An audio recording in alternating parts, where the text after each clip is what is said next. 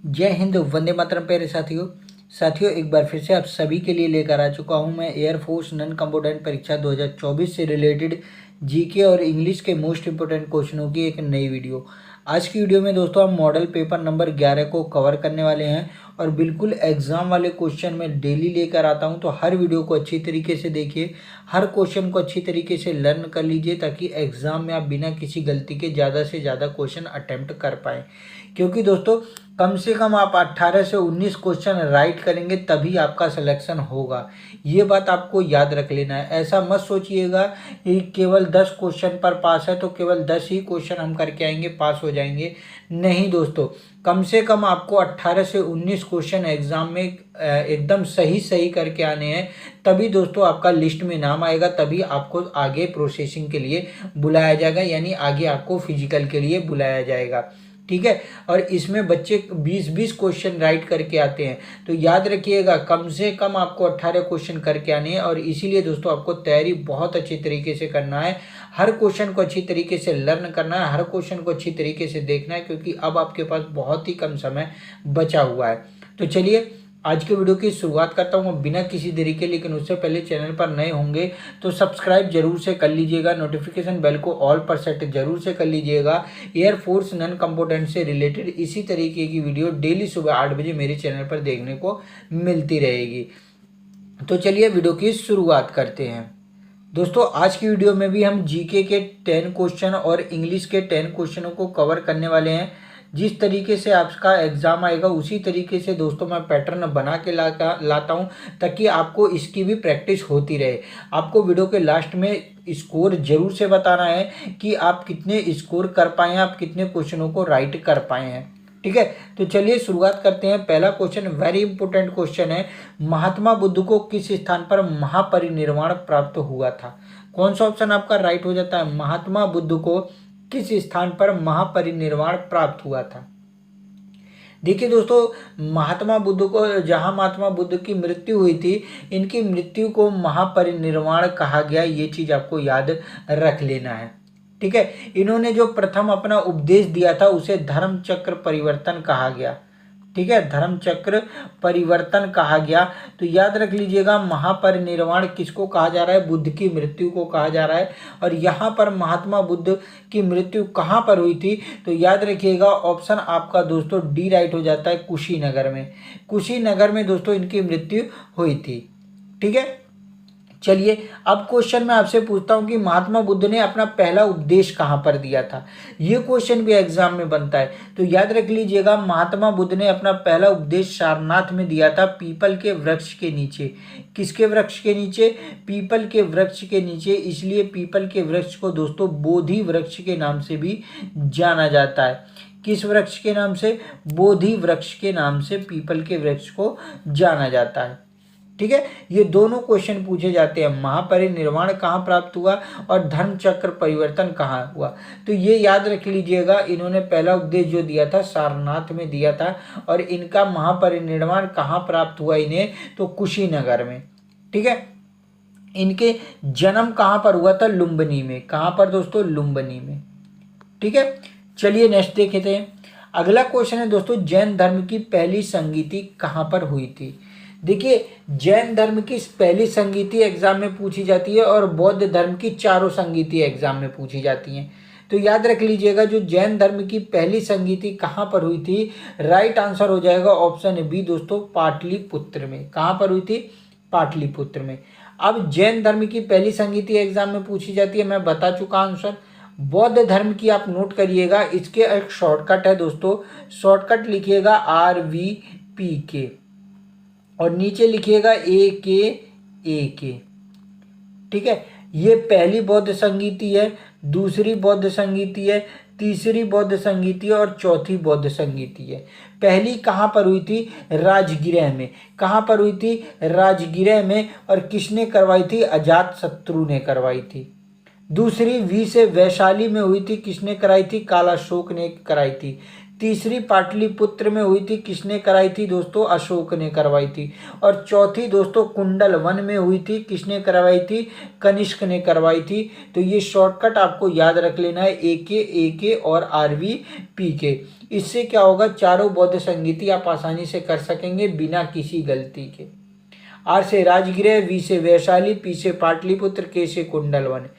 पहला अजातशत्रु, दूसरा कालाशोक, तीसरा अशोक, चौथा कनिष्क। ठीक है, चलिए नेक्स्ट देखेंगे। नोट जरूर से करते रहिए या फिर स्क्रीनशॉट जरूर से लेते रहिएगा। और इस वीडियो की PDF नोट्स, इस वीडियो, ये जो वीडियो के क्वेश्चन मैं करा रहा हूँ, इसकी PDF बना के आपको दोस्तों मैं टेलीग्राम चैनल पर दे दूंगा। और टेलीग्राम चैनल की लिंक मैं वीडियो के डिस्क्रिप्शन में दे दिया हूँ, वहाँ पर जाइए, आप मेरे टेलीग्राम चैनल पर जाइए, डिस्क्रिप्शन में मेरी लिंक मिल जाएगी टेलीग्राम चैनल की, वहाँ पर जाइए और डिस्क्रिप्शन वहाँ से टेलीग्राम चैनल से इस वीडियो के क्वेश्चन की PDF आप ले सकते हैं आसानी से। ठीक है, एक बात और कहूँगा दोस्तों, इंस्टाग्राम ID भी मैंने डिस्क्रिप्शन में दी है, तो आप सभी से कहूँगा फॉलो जरूर से कर लीजिएगा। ठीक है, तो यहाँ पर टेलीग्राम चैनल से जुड़ना ना भूलिएगा, क्योंकि अब इम्पोर्टेंट जो भी नोट्स आप सभी को मैं प्रोवाइड कराऊंगा वो टेलीग्राम पर प्रोवाइड करा दिया करूँगा। ठीक है, टेलीग्राम मैंने बना लिया है। ठीक है, चलिए थर्ड क्वेश्चन की तरफ बढ़ेंगे। थर्ड क्वेश्चन है, हड़प्पा नगर की खोज किसने की थी? हड़प्पा नगर की खोज, कौन सा ऑप्शन राइट हो जाएगा? हड़प्पा नगर की खोज दोस्तों ऑप्शन है आपका B राइट हो जाता है। दयाराम साहनी ने सन 1921 में हड़प्पा नगर की खोज की थी। अब आपसे पूछे कि हड़प्पा जो नगर था वो किस तरीके का था, तो शहरी सभ्यता नगर था, याद रख लीजिएगा, शहरी सभ्यता। इसे शहरी सभ्यता क्यों कहा जाता है? क्योंकि यहाँ पर पकी ईंटों का प्रयोग घरों में किया गया था, यहाँ पर नालियाँ देखने को मिली थी, तो इसीलिए दोस्तों हड़प्पा को क्या कहा जाता है? शहरी सभ्यता कहा जाता है, नगरीय सभ्यता कहा जाता है। ठीक है, नेक्स्ट देखेंगे। अगला क्वेश्चन है, यूरोप में धर्म सुधार आंदोलन की शुरुआत किसके प्रयासों से हुई? कौन सा ऑप्शन राइट हो जाता है? दोस्तों टेलीग्राम चैनल की लिंक मैंने इसलिए दी है कि आपको वीडियो के जो भी क्वेश्चन मैं बताता हूँ वो उसकी PDF आपको मिल जाए। लेकिन ये मत सोचिएगा कि वीडियो ना देखें, वीडियो जरूर से देखा करिए, क्योंकि जो एक्स्ट्रा चीज़ें हम बताते हैं ना वो PDF में नहीं दे पाते हैं। तो एक्स्ट्रा चीज़ों के लिए आपको वीडियो को लास्ट तक जरूर से देखना है, क्योंकि कई क्वेश्चन ऐसे बता देते हैं हम लोग कि केवल मुँह जवानी बता देते हैं, नोट नहीं कराते हैं। तो वो मुँह जवानी बताई गई चीजें आपको ध्यान में रखनी है, इसीलिए वीडियो को लास्ट तक जरूर से देखना है। ठीक है, एक बार वीडियो को कंप्लीट देखिए, उसके बाद टेलीग्राम पर जाकर जो हम PDF प्रोवाइड कराएंगे उसको देख लीजिए और उससे दोस्तों क्वेश्चनों को लर्न कर लीजिए। ठीक है, और किसी क्वेश्चन में कोई दिक्कत हो तो कमेंट करिएगा, नेक्स्ट वीडियो में उसका भी मैं सॉल्यूशन लेकर आऊँगा। या गलती वाइज हो सकता है मैं किसी का आंसर गलत बता देता हूँ जल्दी जल्दी में, तो उसको मैं नेक्स्ट वीडियो में सही करवा दिया करूँगा। ठीक है, तो चलिए यहाँ पर फोर्थ क्वेश्चन का राइट आंसर क्या हो जाएगा? यूरोप में धर्म सुधार आंदोलन की शुरुआत किसके प्रयासों से हुई? तो किसके प्रयासों से? Martin Luther. ऑप्शन आपका D राइट आंसर हो जाता है। ठीक है, नेक्स्ट देखेंगे। क्वेश्चन नंबर 5 है, ओणम त्योहार किस राज्य में मनाया जाता है? वेरी इंपॉर्टेंट क्वेश्चन है। और ओणम का त्योहार आपने देखा होगा डांस करके मनाया जाता है, वो मुखौटा सा लगा के और बड़ा सा मुकुट लगा के जो डांस करते हैं ना, उसे दोस्तों ओणम का त्योहार कहा जाता है। और ये खास तौर पर फसल के लिए मनाया जाता है। ठीक है, इनके राजा बलि की वापसी हुई थी, राजा महाबली था या बलि था, उनकी जो वापसी हुई थी और उनकी उसी की खुशी में दोस्तों ओणम का त्यौहार मनाया जाता है। और वैसे फसली त्यौहार है, तो फसल के उत्सव पर फसल में इसे मनाया जाता है। ठीक है, और ये किस राज्य में मनाते हैं ओणम का त्यौहार? तो ऑप्शन C राइट हो जाता है, केरल में। कहाँ पर मनाते हैं? केरल में। पंजाब, तमिलनाडु, महाराष्ट्र का एक बार जरूर से कमेंट करके बताइएगा कि पंजाब, तमिलनाडु और महाराष्ट्र का फेमस त्योहार कौन सा है। ठीक है, चलिए नेक्स्ट देखेंगे। अगला क्वेश्चन है, निम्न में से किस क्रांति में स्वतंत्रता, बंधुत्व तथा समानता का नारा दिया गया था? देखिए ये सारे स्वतंत्रता, बंधुत्व और समानता की बात जो हमारे संविधान के प्रस्तावना में भी की गई है। प्रस्तावना को प्रियम्बल या फिर उद्देशिका के रूप में भी जाना जाता है। ठीक है, किसने पेश किया था? पंडित जवाहरलाल नेहरू ने जो क्या बोलते हैं संविधान सभा थी उसके सामने पेश किया था।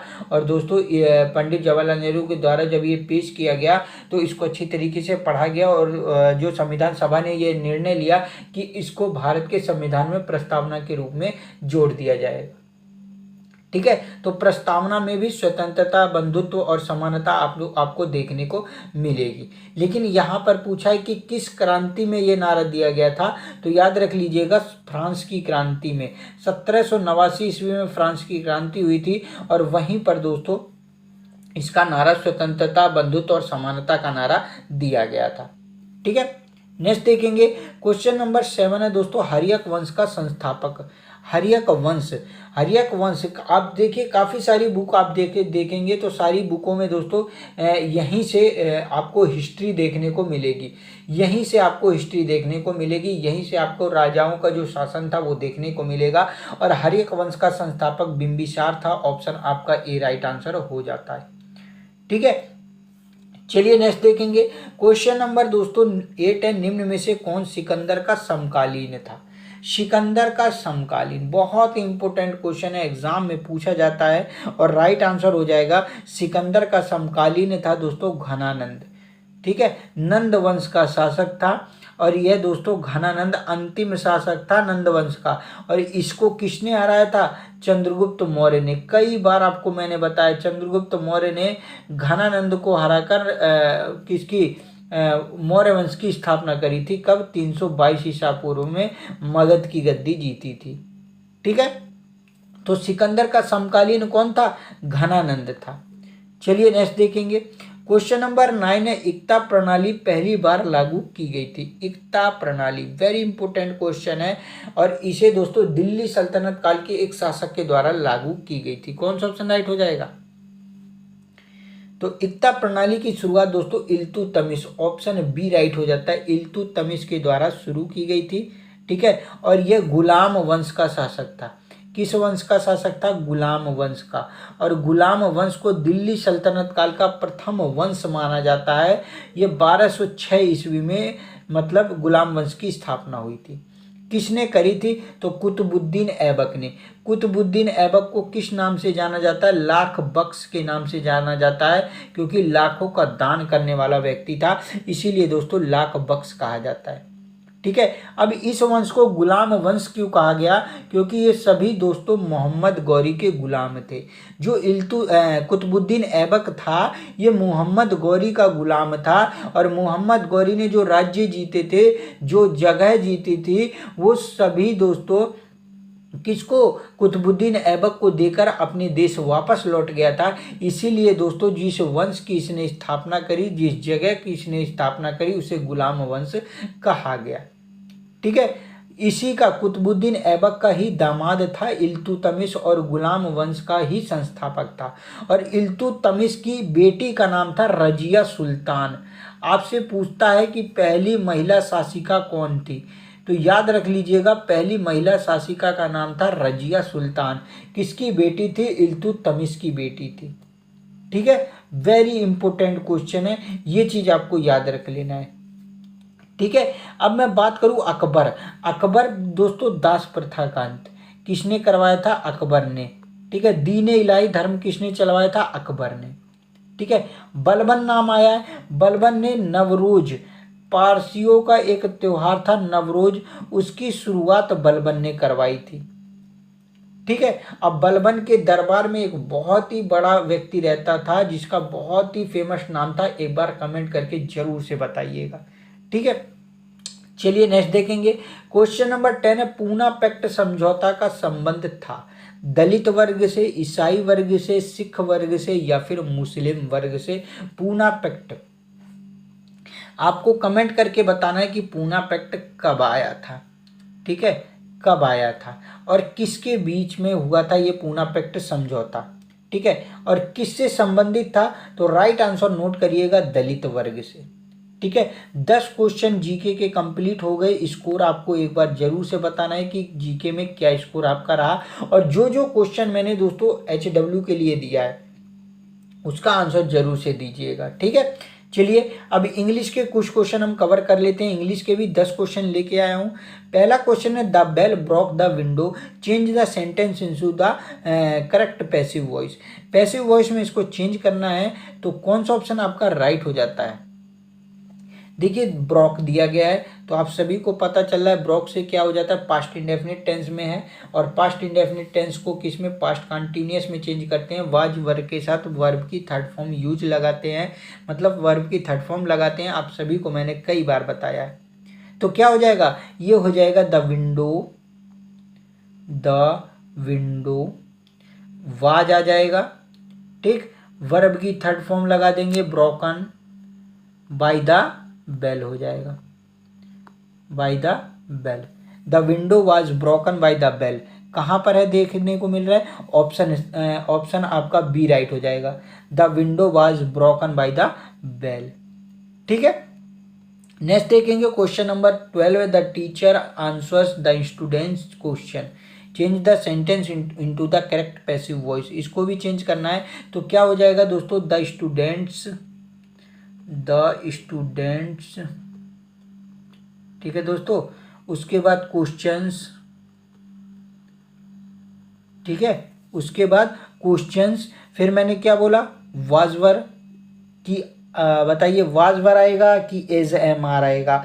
टेंस देखिए आपको प्रेजेंट इंडेफिनिट में देखने को मिल रहा है, तो किस में हो जाएगा, तो ये दोस्तों आपका हो जाएगा इज एम आर। मैंने बोला था जब टेंस आपको प्रेजेंट इंडेफिनिट में देखने को मिले तो इज एम आर के साथ वर्ब की थर्ड फॉर्म लगा देते हैं, ठीक है। तो क्या हो जाएगा, the student questions are answered by the teacher, option C आपका राइट आंसर हो जाएगा, ठीक है।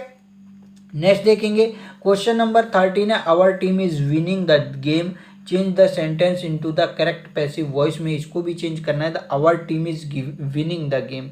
तो मैंने बोला था जब टेंस आपको प्रेजेंट कंटिन्यूअस में देखने को मिले, इज एम आर देखने को मिले, तो इसके साथ बीइंग लगाकर वर्ब की थर्ड फॉर्म लगा देते हैं, तो क्या हो जाएगा, the game is being won by our team. किस में देखने को मिल रहा है, तो ए ऑप्शन आपका राइट हो जाएगा, the game is being won by our team, ठीक है। नेक्स्ट देखेंगे क्वेश्चन नंबर 14 लेके आया हूं, select the correct antonym of the given word. Word दिया गया है कंजेस्टेड। कंजेस्टेड का क्या मतलब होता है, भरा हुआ। कंजेस्टेड का अर्थ होता है भरा हुआ या अधिक भरा हुआ, ठीक है। तो भरा हुआ का क्या उल्टा हो जाएगा, खाली। और खाली के लिए दोस्तों हम किस वर्ड का यूज करते हैं, एम्प्टी का यूज करते हैं, ऑप्शन सी आपका राइट आंसर हो जाएगा, ठीक है। नेक्स्ट देखेंगे क्वेश्चन नंबर 15 है, यहां पर भी एंटोनियम आपको बताना है और वर्ड दिया गया है कंबाइन। कंबाइन, कंबाइन माने क्या होता है, जुड़ा हुआ। और इसका मैं यदि उसकी बात करूं तो अलग अलग, ठीक है। और अलग अलग के लिए क्यों कौन सा वर्ड एकदम राइट होता है, सेपरेट, ऑप्शन बी आपका राइट आंसर हो जाएगा, ठीक है। नेक्स्ट देखेंगे अगला क्वेश्चन है, यहां पर भी एंटोनियम है और टेंस दिया गया है रिपल्सिव। रिपल्सिव माने होता है दोस्तों, याद रख लीजिएगा, प्रतिकर्षित, ठीक है, प्रतिकर्षित या किसी चीज से दूर होना, ठीक है। इसका क्या हो जाएगा, मन भावन होना या आकर्षित होना। तो मन भावन या अप्रिय कोई भी चीज क्यों प्रेम होना, तो क्या हो जाएगा, तो यहाँ पर दोस्तों रिपल्सिव के लिए एकदम एक्यूरेट बैठता है प्लीजिंग, ऑप्शन ए आपका राइट आंसर हो जाता है, ठीक है। नेक्स्ट देखेंगे क्वेश्चन नंबर 17 है, सेलेक्ट द करेक्ट सिनोनियम। यहाँ पर पर्यायवाची आपको बताना है। वर्ड दिया गया है डिलीशियस। डिलीशियस का आप सभी को पता होता है स्वादिष्ट, और इसके लिए क्या हो जाएगा दोस्तों, डिलीशियस का जो सिनोनियम वर्ड होता है, अनसेफ गलत हो जाएगा, चॉप गलत हो जाएगा, हार्म गलत हो जाएगा, savoury, savoury option is the right answer, ठीक है। नेक्स्ट देखेंगे क्वेश्चन नंबर 18 है, यहाँ पर भी सिनोनियम पूछा गया और वर्ड दिया गया है आस्क। आस्क माने क्या होता है, पूछना या किसी चीज को कहना।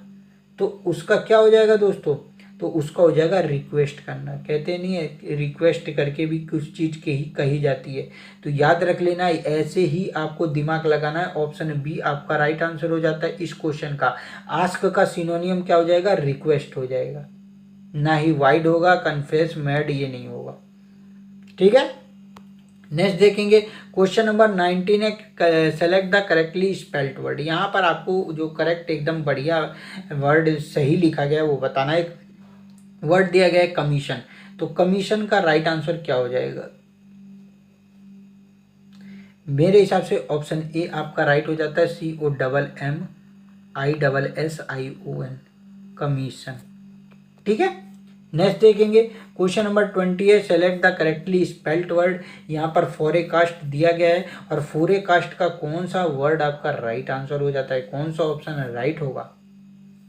देखिए, फोरेकास्ट और कमीशन दोनों वेरी इंपॉर्टेंट हैं, याद रख लीजिए। और फोरेकास्ट CAST ये होता है फोरेकास्ट की स्पेलिंग। ठीक है, ऑप्शन आपका कौन सा राइट हो जाता है? तो यहाँ पर ऑप्शन आपका डी राइट हो जाएगा। ठीक है, ऑप्शन डी राइट हो जाएगा। तो 10 क्वेश्चन मैंने जीके के कंप्लीट कराए, 10 क्वेश्चन इंग्लिश के कंप्लीट कराए। आपका स्कोर क्या रहा, आपकी तैयारी किस तरीके से चली है, एक बार कमेंट करिएगा। और दोस्तों आप सभी के लिए मैं करंट अफेयर्स की मैराथन लेके आने वाला हूं, जिसमें हम करंट अफेयर्स के मोस्ट इंपोर्टेंट क्वेश्चनों को कवर कर रहे होंगे, जिसमें मैं स्पोर्ट्स आपको ज़्यादा कवर कराऊँगा और दोस्तों जो युद्ध अभ्यास हैं वो ज़्यादा कवर कराऊँगा, क्योंकि ये दोनों क्वेश्चन एग्जाम में देखने को मिल सकते हैं। ठीक है, करंट अफेयर्स के हिसाब से। तो करंट अफेयर्स की जल्दी ही मैराथन चैनल पर आने वाली है। चैनल के साथ जुड़े नहीं हैं तो चैनल को जल्दी से सब्सक्राइब करके नोटिफिकेशन बेल को ऑल पर सेट जरूर से कर लीजिए दोस्तों, जिससे कोई भी वीडियो एयरफोर्स नॉन कंपोनेंट से रिलेटेड आए तो आपको एक नोटिफिकेशन मिल जाए। वीडियो मेरी अगर अच्छी लग रही हो तो वीडियो को लाइक जरूर से कर दीजिएगा और अपने दोस्तों में शेयर जरूर से कर दीजिएगा। ठीक है, इस वीडियो के जो क्वेश्चन मैंने कराए हैं उसकी PDF मैं आप सभी को अपने टेलीग्राम चैनल पर प्रोवाइड करा दूंगा। लिंक मैंने टेलीग्राम चैनल की वीडियो के डिस्क्रिप्शन में दे दी है, तो जल्दी से जाइएगा और टेलीग्राम चैनल के साथ भी जुड़ जाइएगा। और दोस्तों इंस्टाग्राम, अपनी मैंने इंस्टाग्राम ID भी दोस्तों वीडियो के डिस्क्रिप्शन में दी है, तो जाकर पेज को फॉलो जरूर से कर लीजिएगा, क्योंकि वहाँ पर भी मैं शायद आपको कुछ मेरी जीके से रिलेटेड वीडियोस देखने को मिलती रहेंगी। मोटिवेशन वीडियो मैं लेकर आता रहता हूँ। ठीक है, तो जल्दी से इंस्टाग्राम के साथ भी जुड़ जाइएगा, चैनल को सब्सक्राइब कर लीजिएगा। मिलता हूँ नेक्स्ट वीडियो में, तब तक के लिए जय हिंद, वंदे मातरम प्यारे साथियों।